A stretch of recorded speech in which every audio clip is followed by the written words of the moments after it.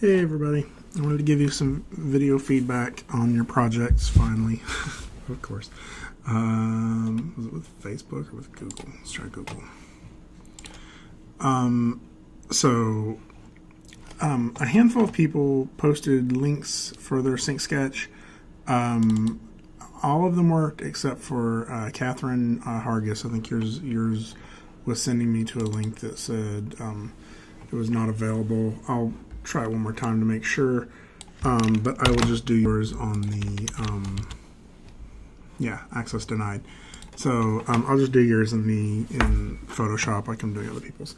So but we'll start with the three people who did sync sketch, which was Amanda Kalini,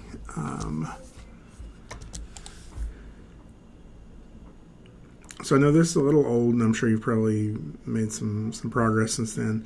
My biggest notes right now are on timing. And I really love the spin and how you end it. But I feel like the fight feels a little slow to me. And I feel like the point at which it turns from a fight into a dance is right there, right? And it just kind of feels like it blends from this fight pose into this dance pose. I feel like that needs a little bit more like push. So maybe it could be like you have your character I'm trying to come up with an angle for us here, with the arm pulled back to dance or to punch like this, and your second character over here maybe leaning back reaches out and grabs that punch or something and then turns it into a dance. I think part of what's also confusing this a little bit is that they're both kind of covering each other's silhouettes up. So I think what I would try to do is we could push the little guy's silhouette over this way and the big guy's silhouette over this way, and then bring them together in this pose right here. Another way you could probably do it is right here. I've kind of been focusing on the fist part, like the idea that maybe he catches the fist and that's how they dance. The other thing that you get is this hand going around the little guy's back here. And you may take that as it's like the bigger guy taking the initiative to start this by, like, maybe you start this section as he's pushing way over here, coming in for what feels like a punch in the back, right? But ends up actually being more like he scoops him up into this dance move right there, right? So it's really that transition is the selling part. The other elements, I think this kick and the follow through there, that just feels a little slow, and I have a feeling that's just from being an early stage of this. The dance and the final ending here looks awesome. And so just keep it up on this one. I think you're in a good spot. Just try to push that push the clarity of the transition more than anything. So Sarah,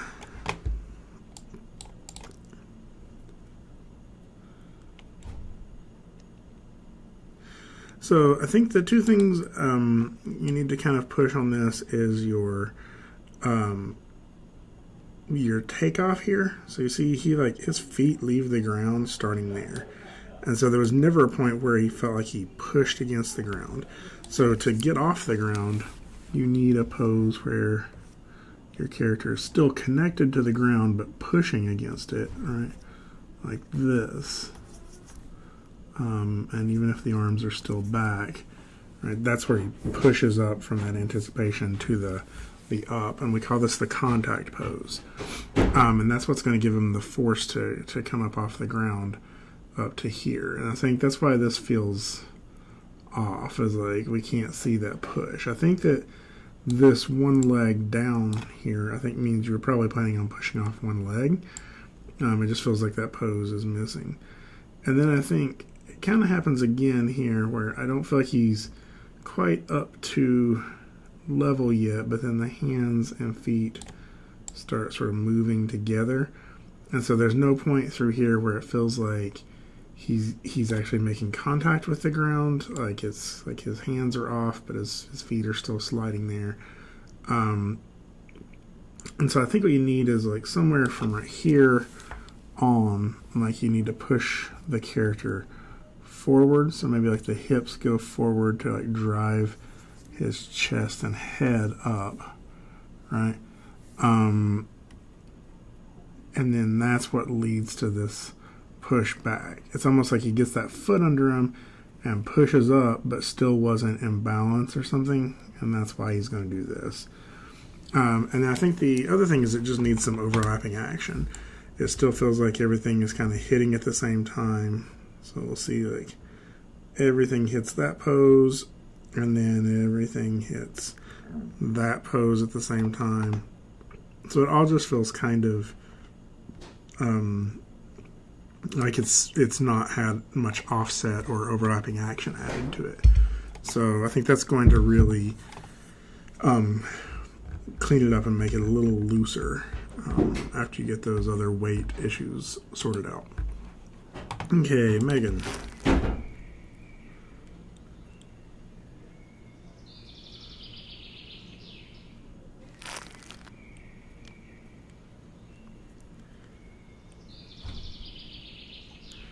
Yeah, this is looking much better. I think we can push the compression just a touch.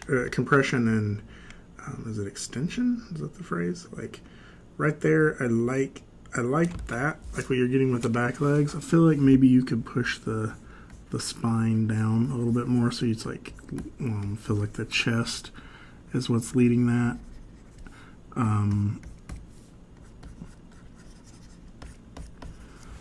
So you get like a little bit more of that. Because right now I still feel like he's feeling a little like humpbacked, and I think that pushing that chest is making him feel like the chest is still compressed instead of stretching out to get the most energy out of that. I think this landing on the feet feels soft, like the first 2 feet feel like they kind of just drift in, and so like maybe make them like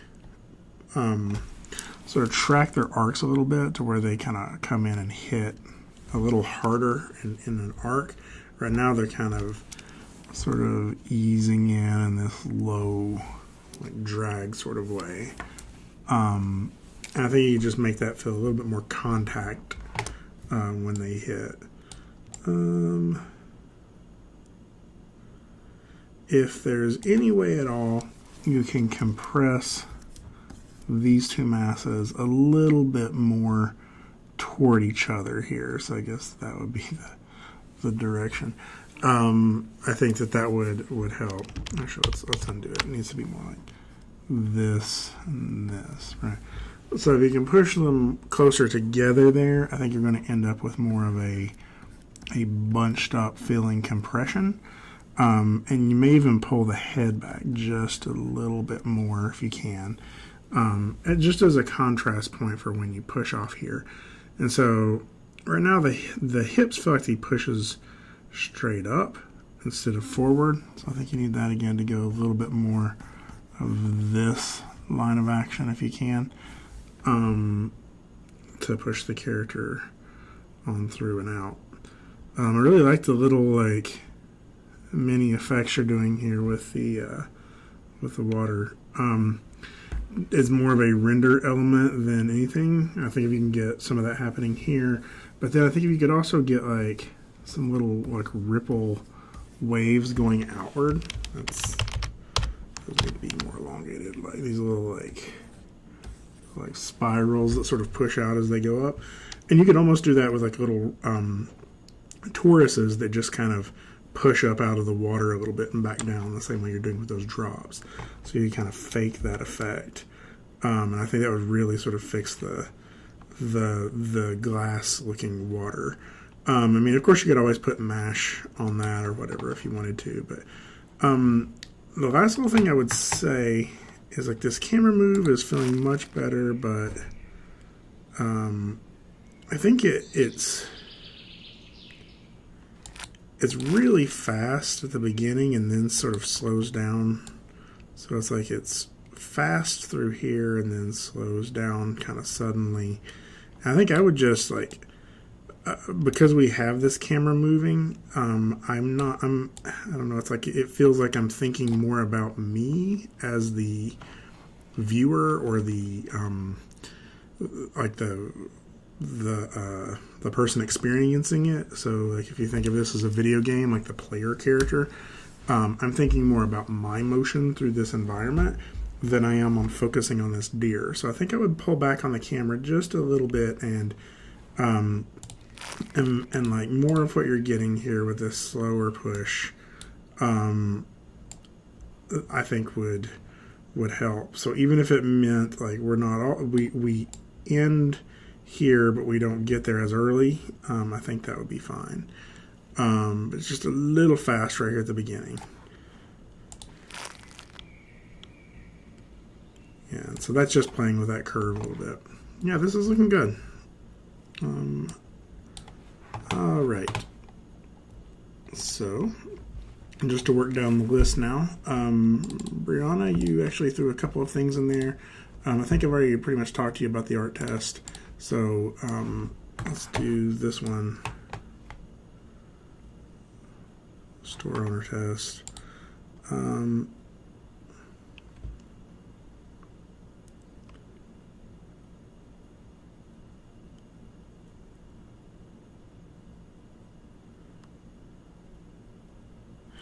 So I think my biggest note is that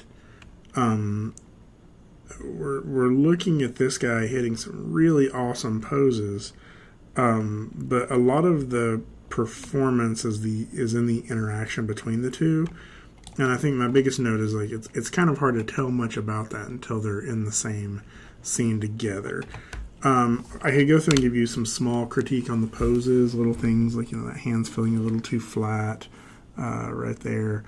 I just sort of loosen that up and make it feel like it sort of rolls up into his wrist a little bit more. Little things like this weight shift still feels like I'm not feeling anything in his legs.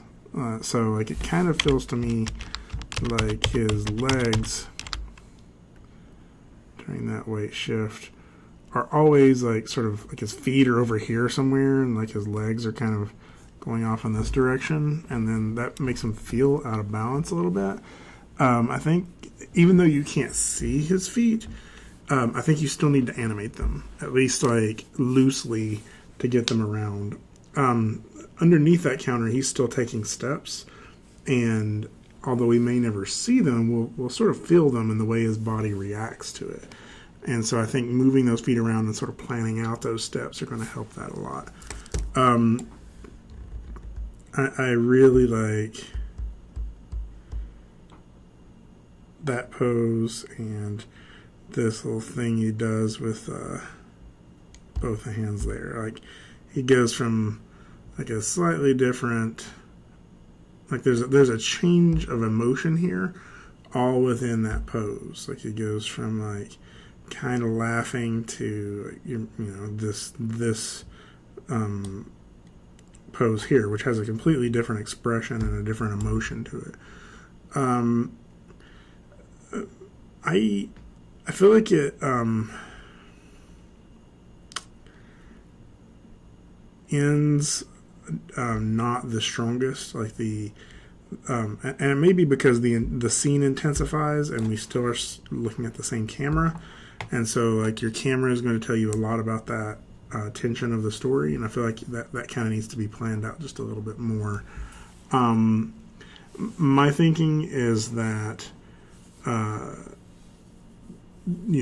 demo reel wise, it's going to be picking the section that works the best from the few cameras that work the best, and the parts that I'm personally liking the most is sort of this stuff through here, and then that that pose right there. I love that. Like that's how he slides it back over the counter. Yeah. So I still feel like he needs a little bit more weight shift though. So kind of mess around with that a little bit. All right, cool. Let's move on. Ethan. I can't remember what comp 1 was. Let me look at these really quick.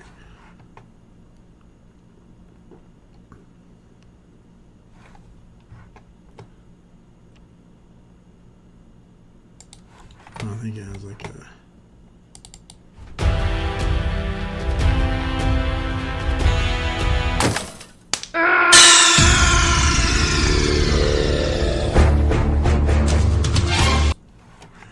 That's funny. So let's go ahead and pull this in here. So my first note is like that stretch feels like it needs some overlapping action. The head hits its rotation at the same point that the chest does, and then everything just kind of feels like stuck together. I think that you could also maybe hit there a little different. Like I think that foot hits earlier, but maybe stretch it out and get that compact earlier, like here. That way then he can sink into it and point. He hits the point, but then just kind of keeps going right past it. So it almost feels like it needs some breathing room on that point. Like he hits it and kind of holds it just for like a few frames before carrying back to this pose. And that might be the thing, is you may just need to extend that as a moving hold for like maybe 4 frames, something like that. So he pulls back. Again, like I think you got some overlapping action in there, but like right here, the way the arm moves forward feels very stiff. I think that's where it needs to like sort of drag, like the shoulder rotates first, the arm or the forearm goes next, and then sort of wraps through to here. It's also kind of a wide swing. Like that doesn't feel like how he would get the most forward momentum. It's more like that would get him twist momentum. So I would consider bringing the arm like down through here to go up to this pose. Right? That's like he passes downward instead of sideways. You may push that pose for the push off just a little bit more, straighten that leg out a little bit more. Then his arc feels weird to me. Like it goes up and then forward, right? So his arc to me feels like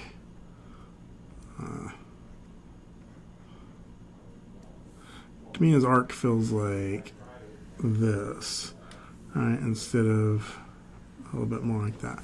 So track his hips and see.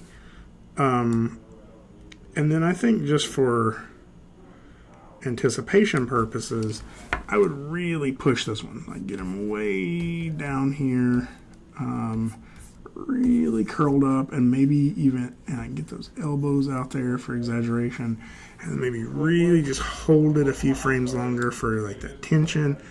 And then as he pops out of screen, right now his line of action is like this and then this. And I think that's okay as he's just immediately coming off, like to get that like this curve here. But I think eventually he needs that like feeling like he pushed off, and so instead of that, maybe more like a straighter. And then it just feels like he takes a few too many frames to get off the screen. Maybe 1 or 2. It's yeah, I mean, I think the last thing I would do is maybe just like around here, just do a really subtle like camera shake or something. If you're not going to show any more of the action, or unless you have a separate animation you're wanting to show them land on something, then just to get like it's like some closure for the shot. Just have like a little bit of a camera, like a little shake on there to show that he impacted something. And it's kind of a gag then, but it also like it just feels more complete. So, Melina. All right, you have 4. Let's see if I can do them kind of quickly one at a time here. Yeah, I think we kind of talked about these a little bit. I feel like she's going a little fast in these and needs a little more overlapping action in the hands. Also, her feet are always hitting toe like perfectly forward. And I think like if you're looking at somebody's footsteps, even if they are walking kind of with a like narrow stride, they're still going to kind of hit, pointed outward a little bit, right? Okay, this is an above look on it. Like here's their ankles, but they're still going to kind of point. The toes are going to point outward just a little bit. And right now her toes are pointing straight forward with every step, and it's making it feel just a little bit uncomfortable. I also think you probably loosen up the hand poses a little bit, like the fingers are all kind of doing something similar. Maybe if you're wanting to go for like dainty or proper, maybe you would sort of extend the pinky just a little bit, like as a kind of a little joke, to just add that extra little element of maybe she walks the way she would drink her tea, right? I'm not sure if that's what you're going for, but that's kind of what I was getting with the hand movements, is feeling just a little proper or like trained, like in that like what's the word? Like we're like how like the way somebody would like a cotillion or something like that. And so I think that would add to that if that's what you're going for. Your kick.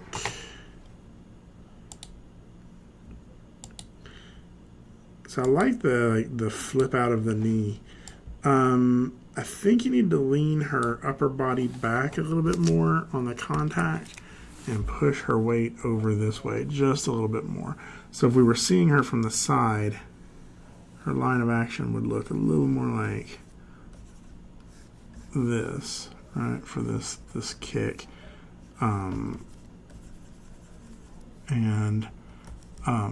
So we can get this like flowy angle through there. And right now I have a feeling it looks a little bit more like this. And so it's just kind of rounding off some of that. Some of that can be done in the hips and lower body, or it could just be that you lean her torso back a little bit. Again, even if she is doing that kick straight forward, I would probably angle her foot out just a little bit when you get her weight over it. I really like the way the knee comes up forward and then she kicks through.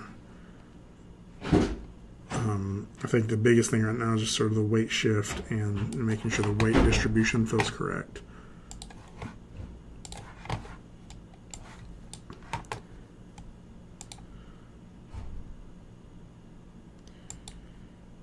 Yeah, cycles a little bit. Like you can kind of, I call it ping ponging, when you can tell it goes from pose A, pose B, back to pose A again. And again, like if you look at if this is pose A, this is pose B, right? If you're just going back and forth between those two over and over again, it feels a little repetitive. But if you have a third pose that you can put her in, pose A, pose B, pose C, then you get a cycle through these, and it feels a little bit more like, even though you'll be able to see sort of a looping pattern, it feels more natural. So, but otherwise, I actually like the pose quite a bit. I mean, you could always try pushing it just a little bit more with a little bit more angle to the neck and head, but I don't think I would sweat it too much. Like that sort of that triple angle is going to add to that even more. So like if the head angle is this, the shoulders are that, the hips are that, then you get this really like attitude-filled pose. So let's see. See, I think we talked about this one in person a little bit more. I think that like one of the ways you can do this is to, and kind of already mentioned it, but one of the ways you could do this is like the feet don't have to be like this. Like one foot could be in the front while the other one is back here behind like this, and that makes your character have to kind of twist. And then when you take steps, it would be this foot steps forward and then this foot steps forward. But the rear foot never goes in front of the front foot. It's kind of more like a shuffle walk, if that makes sense. And it would be a little bit of a different motion, but that might be something to mess around with. So I know you've gotten quite a bit further than this, so I'm not sure if these are helping, but hopefully they'll add a little bit. So okay, project one. These gave me a sync sketch link too. Cool. No. Pull this off and use it.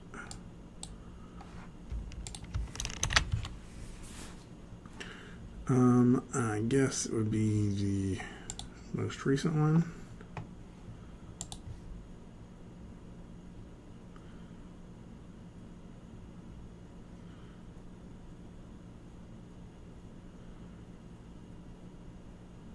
Yeah. I really I'm digging this one. I like looking at it really close. I can find a couple of tiny things that are not that big of a deal. Like little one is like when he falls back down right here.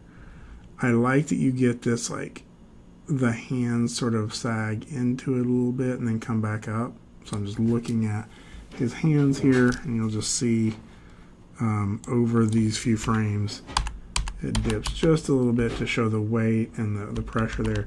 I think you may need to get just a little bit of contrast in the hand pose when they do that, just a little bit to sort of show that the fingers had to clench a little bit as well. It felt just like there was a tiny bit of IK pop in the knee right there. So you feel that like one keyframe change, and then it'll probably unpop right there. And so this is like that delicate little balance of how to go from this pose where the knee is bent, right, to this next pose where the knee is straight. And really what you need there is you need something to ease in to straight. So maybe like since it's straight again on the next pose, really in this one you need to get just a little bitty tiny bit of bend in there. That way it eases in on this pose and doesn't feel like a pop. So really when we talk about IK pop, it's really about spacing. It's that the spacing that the knee is traveling from 154 to 155 is really small. And then from 155 to 156, it got bigger and then stopped suddenly. And so that spacing change we read as an IK pop. And the same from here where it's no spacing at all, like it's like completely straight there. And then in the space of one frame, it goes bent. Now, one of the ways you can fix that and ease that in is to play around with the leg length if there's a control that allows you to stretch the leg. Another way is just to play around with the foot placement, the heel roll, or the hip angle to kind of lengthen and shorten the leg a little bit. It's not really going to make it longer, but it'll allow you to change the distance the IK is having to stretch to maintain that pose, and will allow you to sort of ease in that. It's always one of the last few things I polish though, so don't sweat that. I like the way he like hits and sort of settles into this. To me, I'm still like, this feels like a little bit of a seizure before he falls over. And I mean, maybe if it had like some sound or something. But I think it's to me it's this like that like curve backwards in the spine and then forwards again. Right. If you're wanting him to feel like he's exhausted, I think this push up right there doesn't feel exhausted. Like it's the contrast of going from here to here is the confusing part, because that feels like the poison just struck or something like that, and he's suddenly like convulsing. So I think it needs a little bit of something there.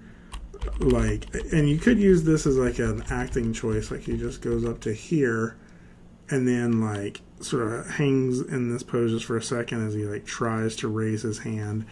You can maybe scoot the box further away here, that way he can't really reach it as well, and like what he's struggling with is like reaching for the box, like maybe he tries to reach out for it and just can't even like bring himself to crawl forward, and then he just collapses.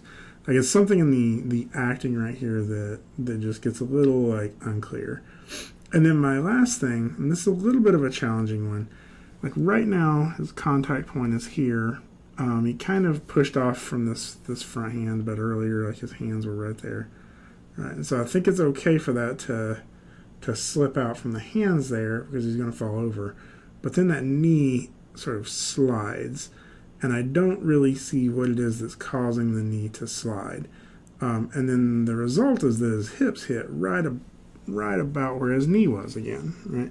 And I think what you're probably really going to want to try to do, if you can, is if this is the contact point, you got his hips up here, his arc that he will fall is probably going to be a little bit more like that. Not exactly like that, but a little bit more in a sort of he pivots at this point all the way across, right?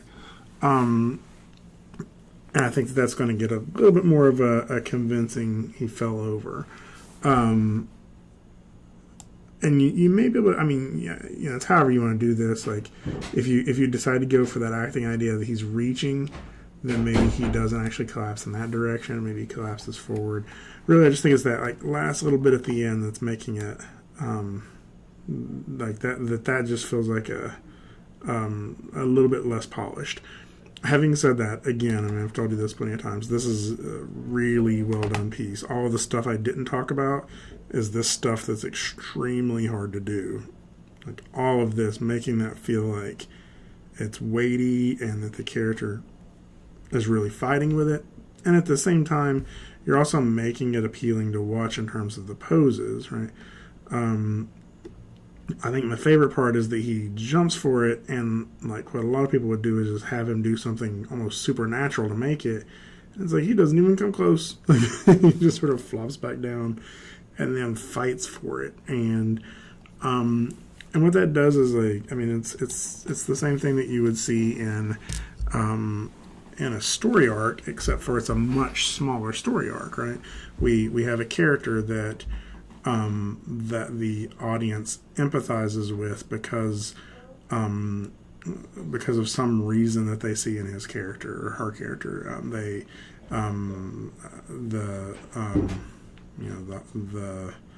Trying to think of a good challenge example.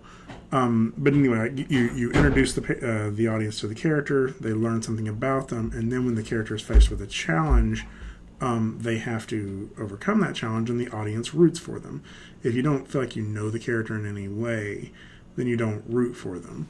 And there's just something about the fact that he doesn't make it and then just is left like this, which is how we would all feel if we tried to climb that wall. Just like that first 52 frames, you made us empathize with this character. You made us like identify with him and be like, oh yeah, I would have had trouble with that too. And then when he starts climbing it, and he's like, and you make it seem hard, like then we're like, yeah, buddy, go, like it's a, and as much as that sounds silly to compare this to like, a story arc, it's not like the Avengers, right? This is still an example of us, of how storytelling works within a small shot.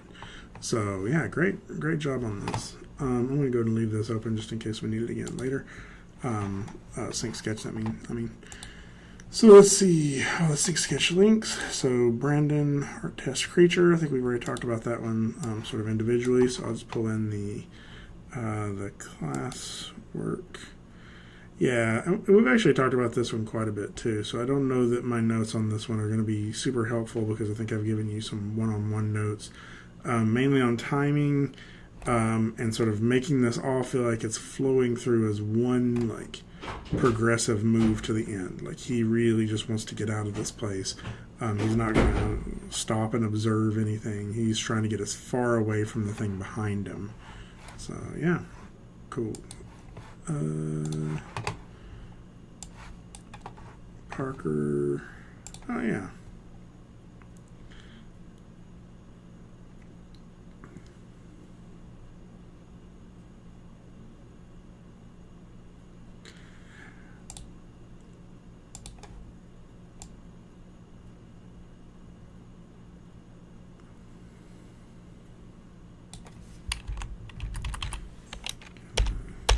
How do I step forward? I don't know if I can.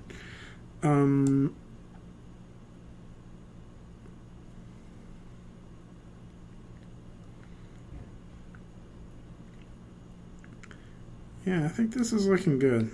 I really like to see it all colored in, but I want to give you a little bit of feedback before you do.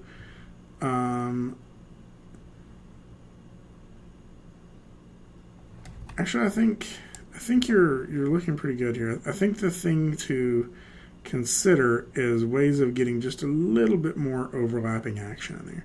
So like you go from him sort of twisting his head around to like lead into that, right? And then getting there, right? And it just feels like the ears have some overlapping action, but what could you do to get the rest of it to have overlapping action? So we go from here to here, right?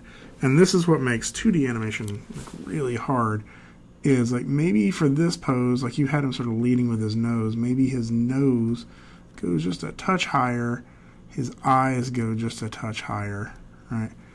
And then the next frame it's there, right?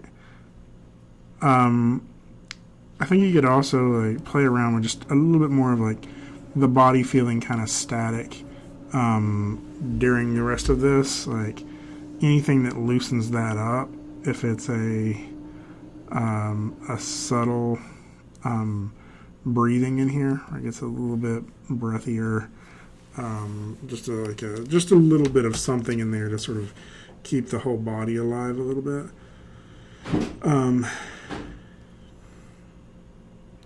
Again here, like overshoots there, overshoots, and then stops dead. And so I think you need a little bit more, like you're overshooting the little pieces. It's like you need to shoot the bigger pieces too. Like when he hits here, maybe the head goes down just a touch more, and even if it's just by a little bit, right? And then when he comes back up in the next pose, it's there, right? And so it's just to keep it loosening just a little bit, instead of individual little secondary parts. I think it's in the masses that you're still needing a little bit of overshoot. Like through all that, you're looking pretty good. But anywhere where you see anything that just comes to like stop completely, like all three of them stop right there at the same time. All three of those major masses just hit and freeze. And so instead, maybe this one on this pose is still a little bit behind and catches up on the next pose. And maybe this one goes a little bit too far forward and comes back on this pose. So this is one of the reasons where all of this is like, be careful when you look at those three masses and any of them just sort of stop dead together. I actually feel like maybe that one right there, maybe you could just sort of ease the head into that over a few more poses. So I think the other thing is I feel like you still need some more in-betweens in a lot of these. Like you're in-betweening elements, like the tail, but just a little bits at a time, easing that head into this pose over several frames to be holding there, and then the setting down part. I think it's got the timing, just needs a little bit more in-betweening. So basically the way you should look at this is there should be like everything should be on twos, right? You have at least a new drawing every 2 frames. And in that drawing, like, look for things that you can change that will help bring it to life a little bit more. So I think that this feels like this feels pretty polished in the performance. Now it's just adding that little bit of finesse stuff to where stuff doesn't stop moving. So okay, Ryan.